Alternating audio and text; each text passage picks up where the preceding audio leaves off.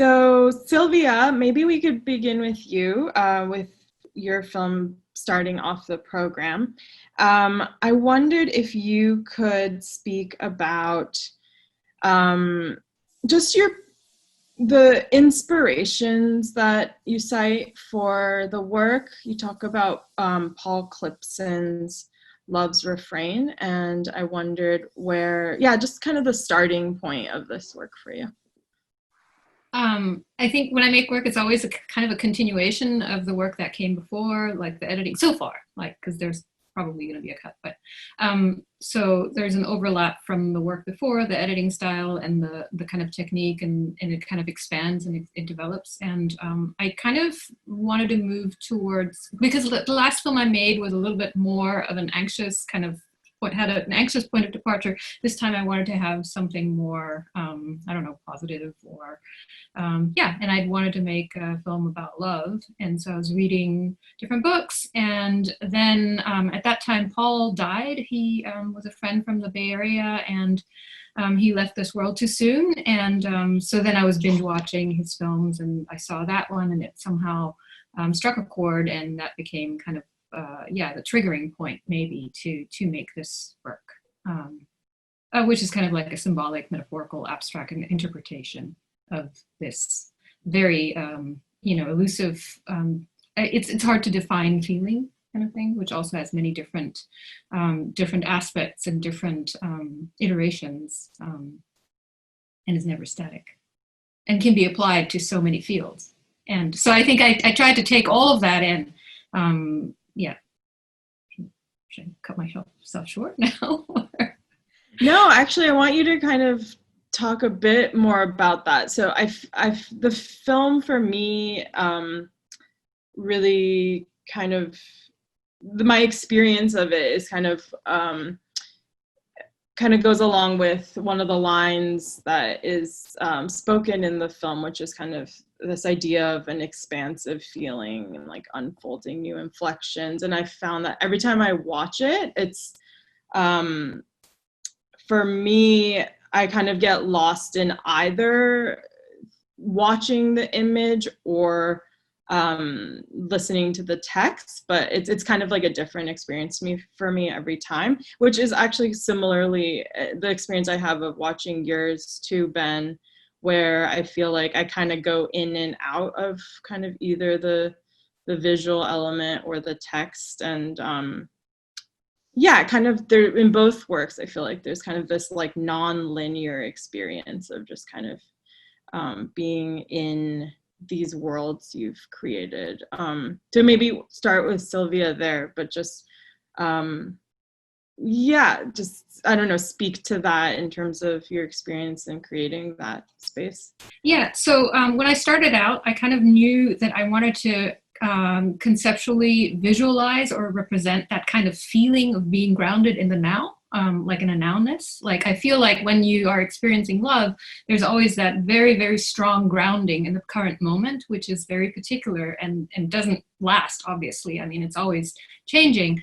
And love, ideally, if it grows, then that also changes, that it's never static. And I kind of, that was kind of the point of departure. I was like, okay, how can I visualize that? How can I make work about that?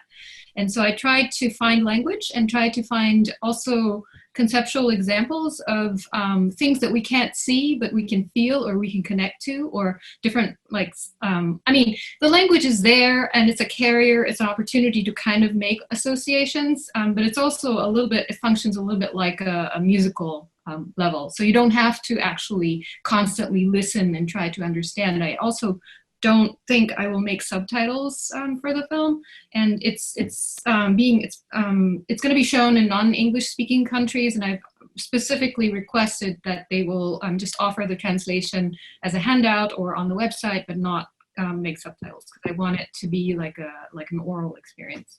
But anyway, so the different representations of making connections, whether it's trees, and I was fascinated by all that research that came out about trees, communication, alternative consciousness, and music as a metaphor for connecting, and like feeling something, feeling the music, feeling connected to someone through music.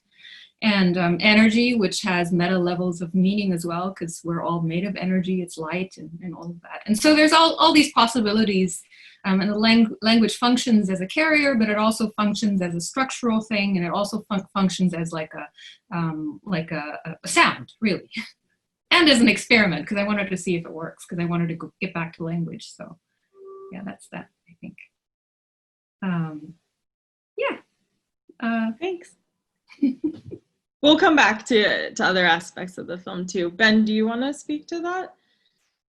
Yeah, no, it was really good hearing that, because I think I think maybe I was approaching language in a similar kind of way, and thinking about it musically as much as about content of language. It's also about the experience of the sound of listening to a voice. So this film is the third collaboration I've done with the science fiction writer Mark von Schlegel, and we always kind of do a long back and forth, kind of trying to work out what the language will be in the film.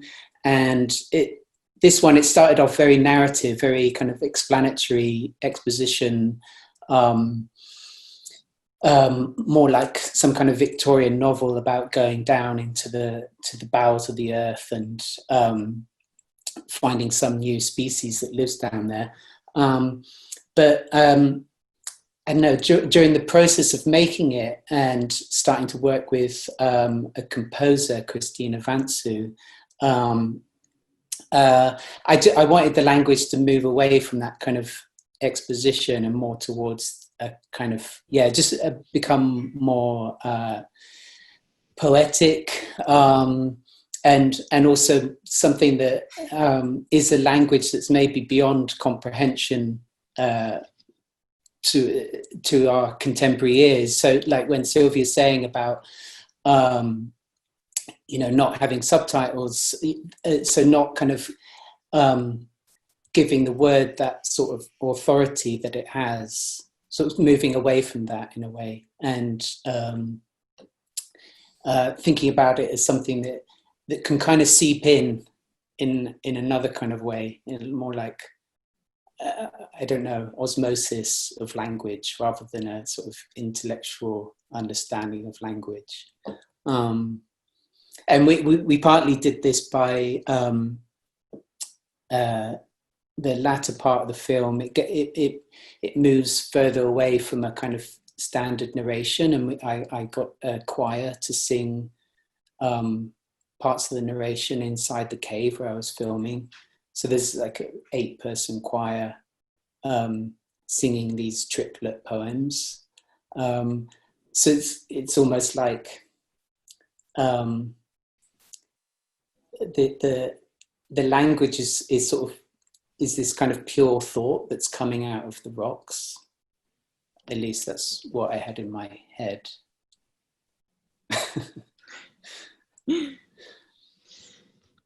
Thanks, Ben.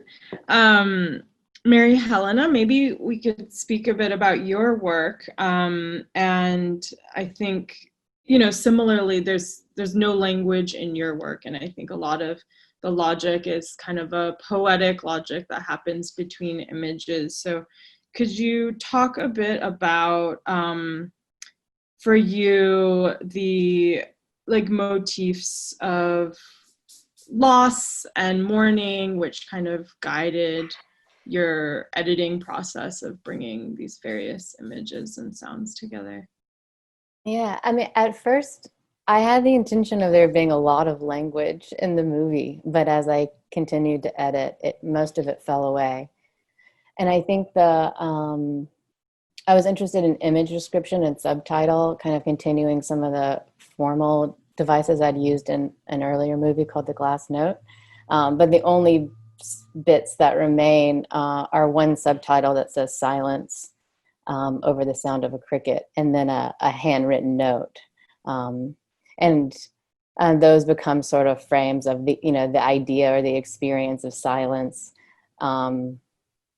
as like an auditory kind of theme for the film. And then visually, there's sort of the experience of night as sort of an analogy of a feeling of loss, and thinking about something that you're building atmospherically, either by foregrounding a camera that films at night, or replicating the idea of night through kind of a blue gel or a blue haze, to create a condition where other senses are foregrounded through kind of the impairment of what you can see. So that became sort of like the visual vocabulary for a movie that's about re-understanding the world, like after, or like, you know, that's formed by absence. In this case, like the idea of absent sound, or the idea of absent or confusing visual elements. So most of the images are riffing off those ideas. Mm-hmm. And some are more conceptual, which are the ones that I filmed first. So everything that I filmed in the bell tower and sort of the gulch of flowers that I filmed and the touch pond of stingrays were all filmed first. And they're almost, that's the majority of the end of the film. And then the other images that are sort of intertwined are more diaristic ones from my family home. And the logic kind of, I mean, I guess I was like one sort of like logical thread through it for me, and there's a few, and sometimes talking about this can get sort of abstract, but the idea of tracking a sound to a source was an interesting kind of line of inquiry for me, that there are these sounds that we experience ambiently, that I experience ambiently, like the sound of insects or the sound of bells. And like in this film, like emphasizes like the bodies or the forms that create those sounds. So there's something sort of forensic in a way of listening to tether a visual source to sounds that also have metaphorical meanings, like silence or memorializing or marking time, as in the case of bells. Whereas the image logic is sort of about deceitful objects, like the idea of a figure as something that illustrates an idea, but doesn't quite give you anything evidentiary. So sort of an uneasy, compromised way of sensing the world, which felt faithful to my experience. I think, yeah, these ghosts and these absences, I think, are things we're seeing kind of all throughout the program. You know, I think in Norm's work and Burak's work in particular, there's not only are what the images that we're seeing are being extracted from other films, but Burak, in your film, the absence of human presence, or, you know, the physical body, but similar to what Mary Helena was saying about how sound works in her film, I think there's these ways in which there are traces or ways that we know that sound is kind of pointing to human presence, but we don't see that. So could you speak a bit about how you came to the source material, which is Stroboscopic's film Class Relations, and why this film, and your approach with it? Actually, this video was from the source of my. Actually, this is based on kind of obsession on my own empty spaces, because you can trace it from my previous works too, my video works and feature films. And when I was watching Stroboscopic's film for the first time, I thought about the relation between space, actors, and mise-en-scène. And that film was Klassenverhältnisse, class relations. And then I re-edit the film. I took out the actors from the film. And actually, this intervention let me think about the actors and the decors importance in their, how can I say, utopian cinematic style. And it was actually an interesting experience to rewatch the whole film like that too. But yeah, it was kind of, I actually re-edit the film and rethink about Straub's cinematic world.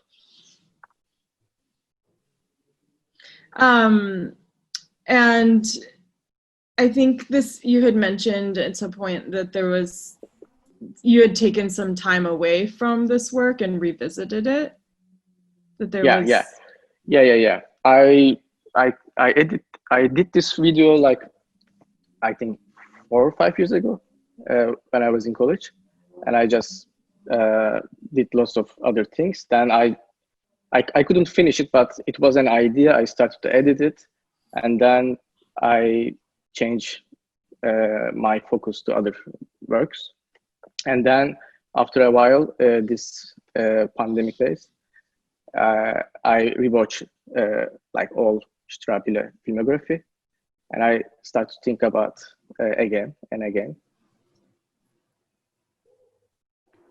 I think interestingly, to finish this, I have time, you know. Of course, it is very interesting to rethink that video in this pandemic days. You know, we see empty spaces in all over the world, and I think it is the time. It is the time. Yeah, I was thinking the same thing actually rewatching this program earlier today, how in so many ways I think all of the different programs kind of speak to this like heightened affect of this moment where we're all so like kind of extracted from our environments and atomized and existing virtually. And I think, it's an interesting connection that you kind of returned to this work during the quarantine, because I think that's kind of been, for Norm, a jumping off point for this film and watching a lot of films during quarantine. So Norm, do you want to talk about that?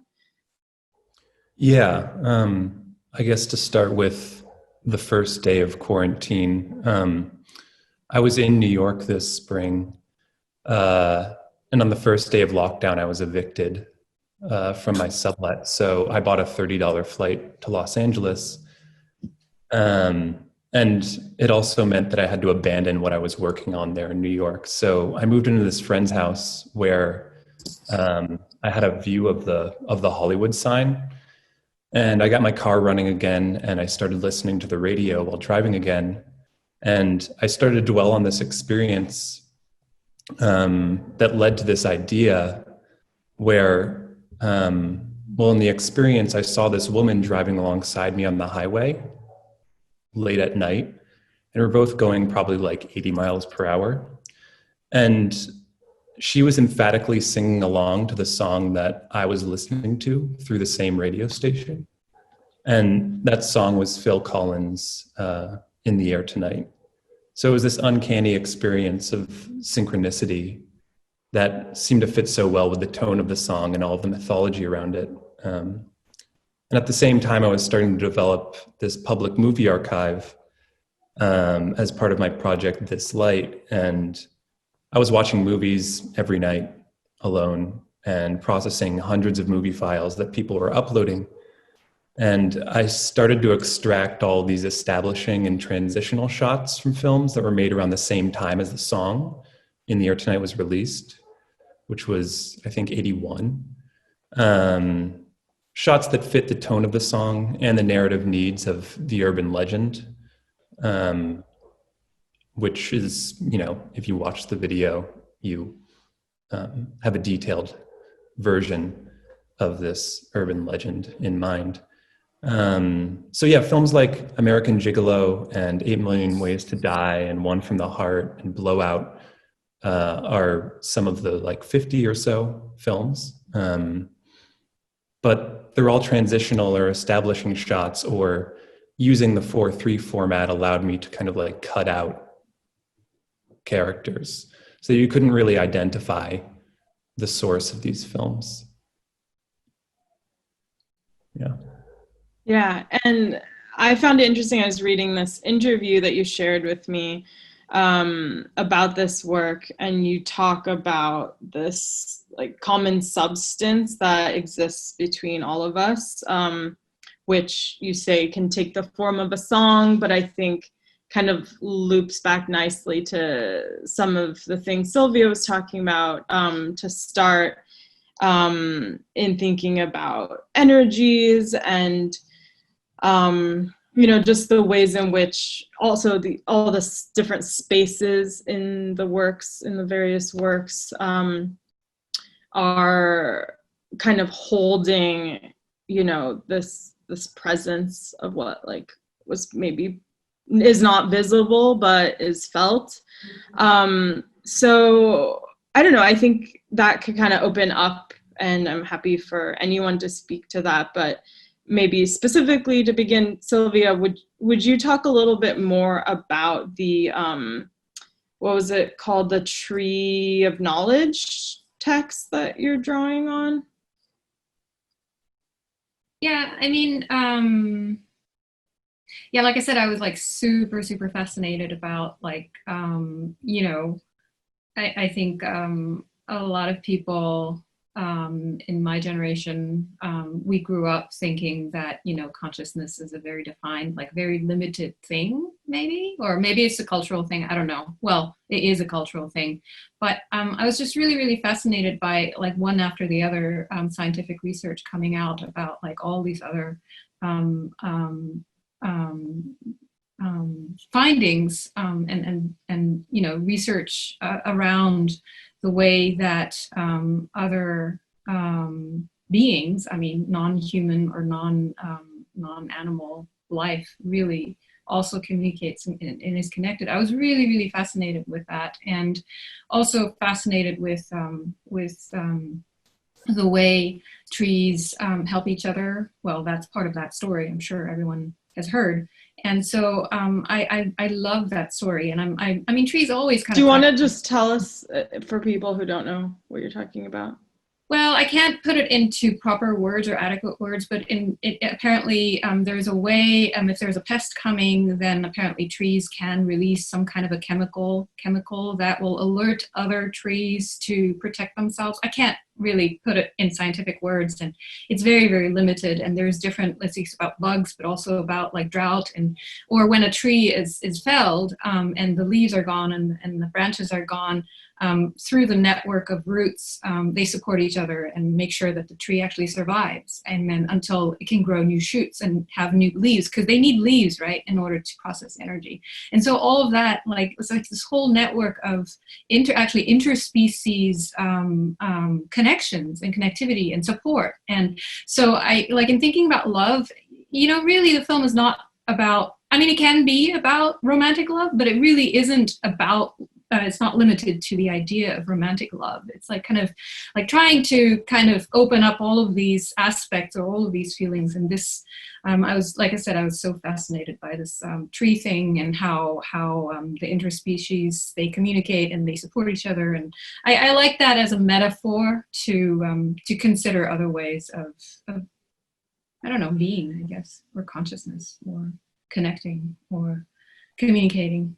That was just an experiment, really. It's not in the foreground, but it's kind of embedded in there. But that really didn't speak to what we were talking about before, right?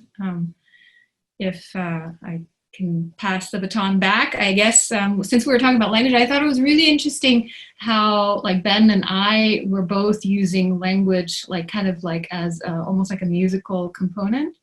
And then like and Norm, you use language so differently, and it's I love the way how you know, I always had the feeling when I was listening to the story, which is a narrative story, I always got confused, like, wait, is that part of the song lyrics? And like, when does it slip into, like, you know, the way it kind of seems so interlaced.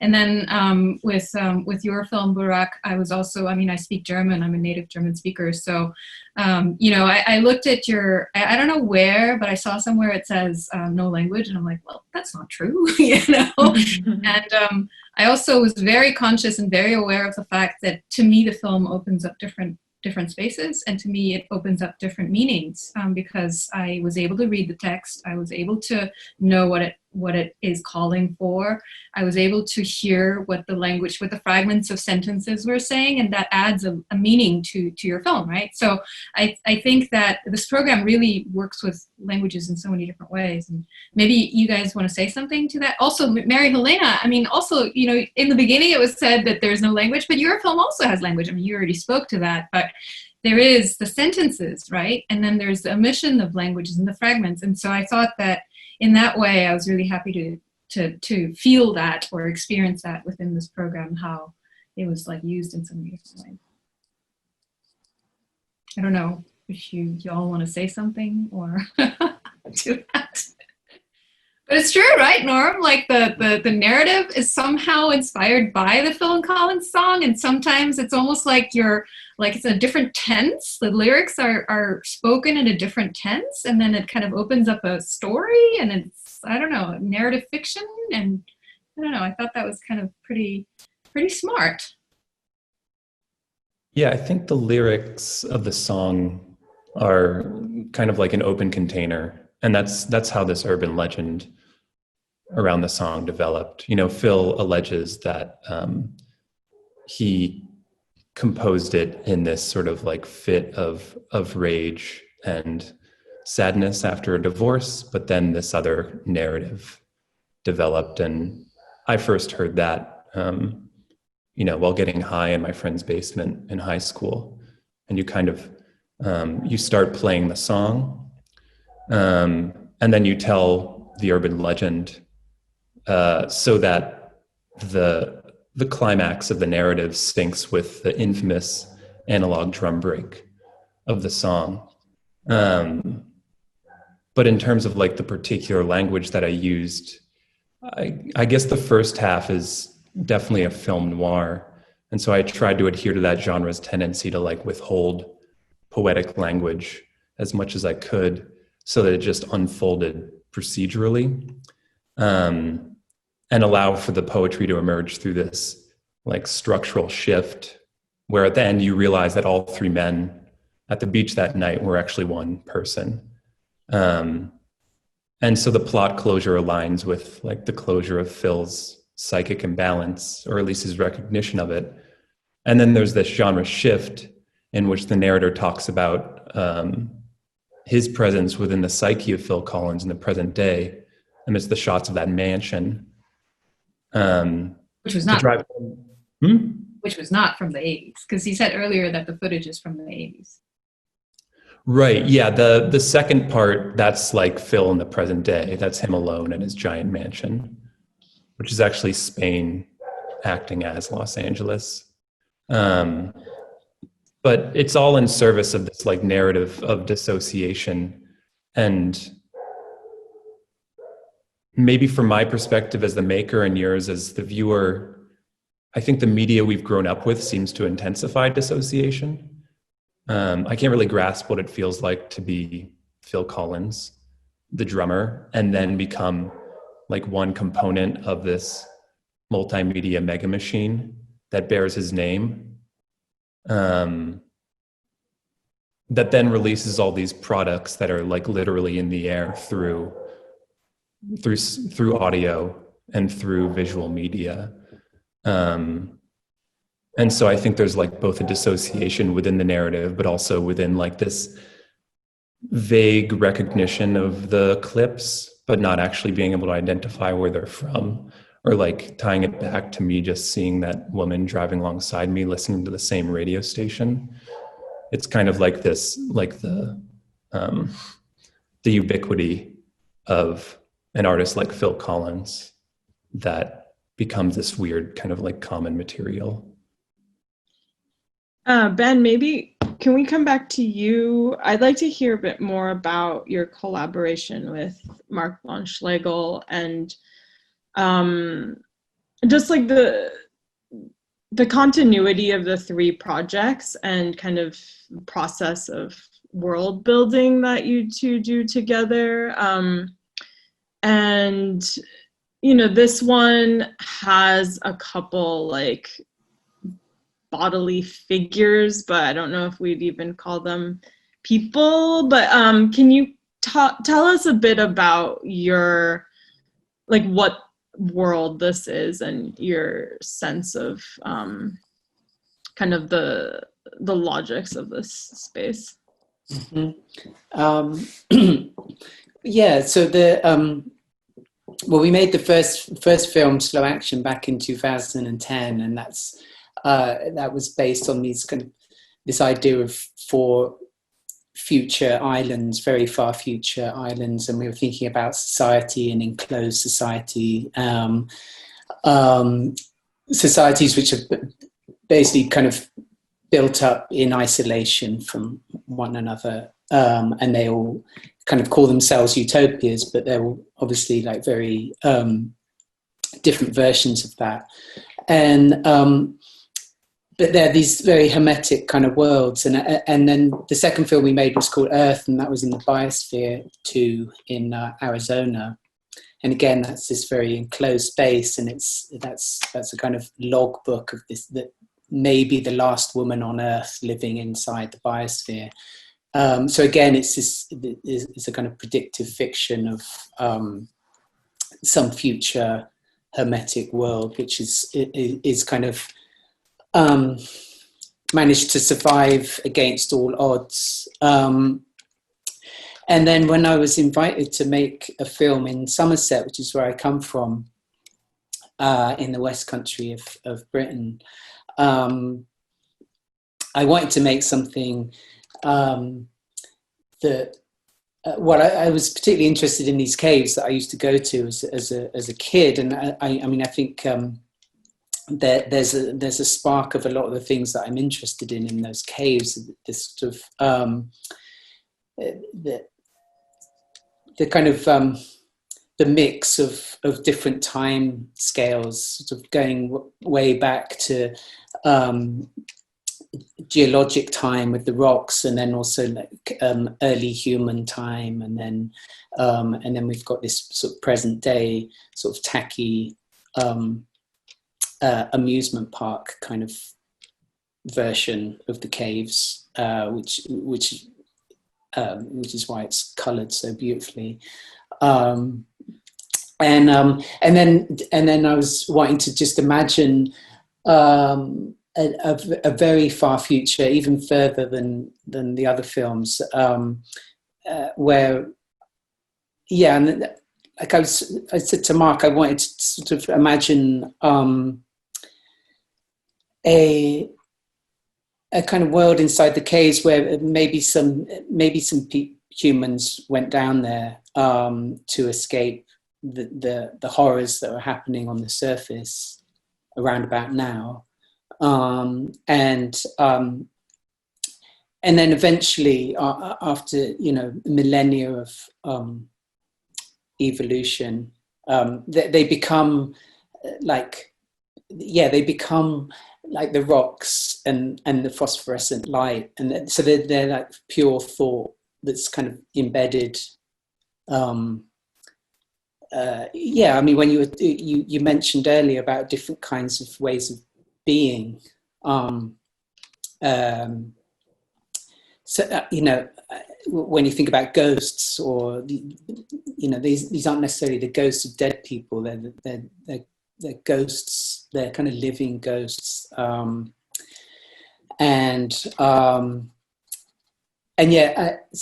mostly they're present as. So that I imagine it's like somebody going down, some future person, or some future kind of land dweller going down, and sort of realizing that there's intelligence down there, but it takes a while for this kind of intelligence to show itself. So it first kind of emerges as something totally intangible, just the words, the iridescence of the rocks or something like that. But then those two figures that you see towards the end, I sort of imagined that's this, this other kind of species of, trying to kind of formulate themselves into something recognizable to help with communication with this, with the outsider who's also us, yeah, I mean, it's funny to think about it, because I made this film at the end of last year, and yeah, I mean, the way like almost every film or poem or book or whatever gets colored by this pandemic now, and the things that people have, kind of put themselves through in terms of like isolating themselves off for fear of this kind of unseen menace. And so it doesn't seem so absurd that some people might go and live in the caves beneath Somerset and stay there and become something else. So that's the kind of the narrative of what's happening in there. Ben, could you talk about the logic behind when you chose to deploy images that you shot on film, and then when you otherwise chose to use these computer animated imagery? Because they're intercut and it sort of alternates back and forth throughout, right? Right, yeah. Yeah, I mean, in a way it was, the film started with me just going down into the cave and filming on film, which is very low light in there, and I that's why I started to do these double exposures in the camera, also to just kind of make the most of this low light and kind of layer it. But that didn't seem to be enough in terms of visualizing this cave world that I had in my head, this kind of future, kind of unknowable world. And so really it was simply a way of trying to visualize some of these images that I had in my head. Also, that there were some things as well. There's these big kind of crystal things which you get in there's a huge cave in Mexico that has these massive crystals, but you can't film in there. So that seemed like a good thing to create with CGI. But then there were other things. Like I drove to this ice cave in Austria. It took me like 12 hours to drive there. And I was really excited because it looked really amazing online. And then I got there and it said filming verboten in the doorway. And then when I went inside, it was impossible to film in there anyway because they just take you around with gas lanterns. I mean, it was a really great trip nonetheless, and I was inspired by it. So I kind of recreated. So all the icy stuff is recreated in my freezer, in my like fridge freezer in the kitchen with my bike lights. So really, it's just it's the same. It's the same with the CGI. It's just kind of trying to find novel ways to match what was in my head and things that I just couldn't film for real. So it's practical choices, really.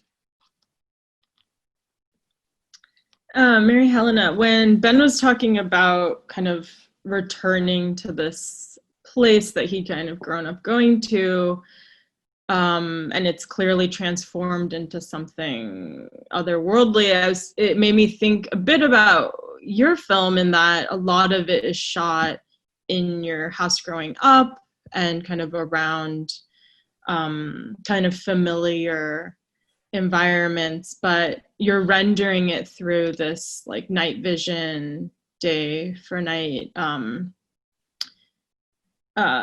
like approach. And yeah, I just wanted you to kind of speak to that and the kind of need to like return to these spaces that are familiar, but then to somehow alter them. Yeah, the opening section of the film that's the most diaristic is all filmed in the house where my mother lives, which was my grandmother's house. And I didn't grow up there, but I did live there for a period of time. And I was there for the anniversary of my father's death and over a portion of quarantine. And there was just, I don't know, there was like this cyclical, there was like a stasis and a feeling, I would say, like in my experience of some recent losses, there was always this idea of like trying to quantify a feeling or explain a feeling. And it made me think about the comfort in creating order or naming things or placing things. So some of like the gestures that I do in the house or ask my nephew to do in terms of like organizing this giant shark's tooth collection is sort of about like creating an order that has an internal logic that might mean, I don't know. It's like, I guess it's like testing the legibility of a feeling that is just really, really, really hard to pin down. But that house that I filmed in pretty much looks the same since like the late 70s, since my grandmother lived there. And there's all these funereal kind of flower displays that just decorate the house. So filming them and thinking about still lifes and funeral arrangements and having my film kind of have this one arc of like the arrangements that make a still life and then like ending with these sort of real flowers as a way of kind of like maybe unsettling this stasis or this like permanent kind of funereal haze that the house felt was like one way I kind of worked through the spring and summer quarantine and this anniversary of my father's death and my grandmother's death in the same house, like and being in that space. But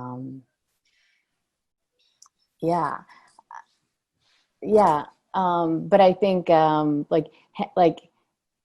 like handling those objects and accentuating sounds that you link with touch was just an important way of thinking about like our desire to like have an empirical, like sense-oriented way of understanding anything. So like, what do you do when you're trying to make sense of something where facts don't really matter? If that makes sense. Yeah, thanks.